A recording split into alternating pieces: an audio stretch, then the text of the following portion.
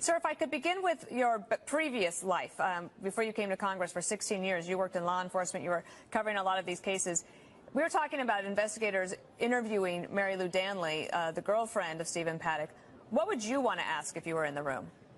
Well, it depends on whether or not I consider her to be a suspect or a witness. And you got to be really careful, because what you don't want is her invoking her Fifth Amendment privilege and not answering your questions.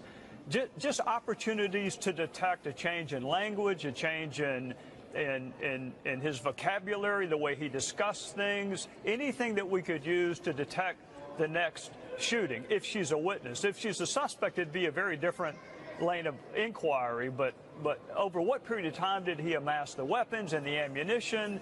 You know, one thing I'm really curious is you know, you say he sent you away to the Philippines. You know, you're the one that decided to go to the airport and go through security and board a plane. Were you suspicious at all? How about the wiring of $100,000? I want to know what we could have detected this time that will enable us to better prevent it the next time.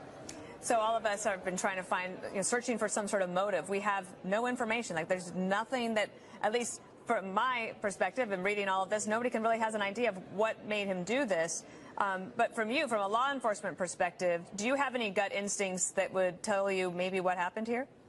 Well, this is what I would say. Number one, that is a perfectly natural question, and every homicide victim's family that I worked with for 16 years, that was the dominant question. Why did this happen?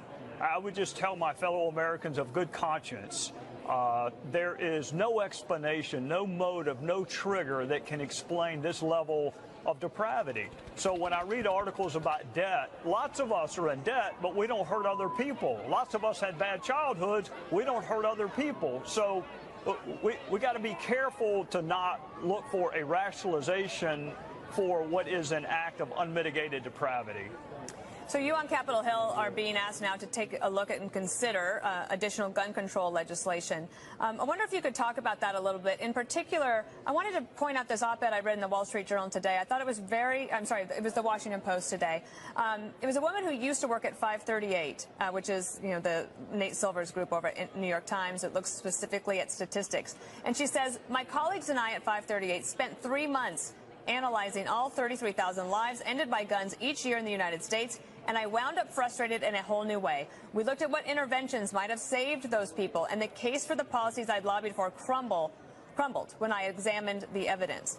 I think, sir, that there would be some people that might be persuadable on gun control legislation if there was anything that could point to what could have been done to prevent this, that, if we could do it without infringing on Second Amendment rights, maybe we would do that.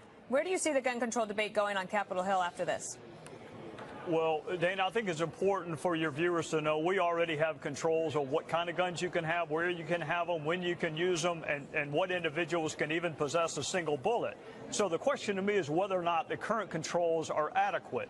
And there are two fundamental questions you just put your finger on. What law, had it existed at the time, would have prevented this mass killing or another mass killing? What law, but for its lack of implementation, could have prevented this? So that's one question. The other question is, among all the panoply of current gun laws, how are we doing enforcing them? It is currently against the law for someone who's been adjudicated mentally ill to possess even a single bullet. But if you look at DOJ statistics, you will see a very few number of prosecutions under that current law. So I would ask the same thing of the current Department of Justice that I asked for 8 years under President Obama. Before you ask for new tools, convince me that the ones you have now are being fully used and are inadequate. I'll be open to a piece of legislation that will tell me this won't happen again. But you got to tell me how you're using the current gun statutes, and I was really underwhelmed at the level of prosecution over the last 8 years. Indeed.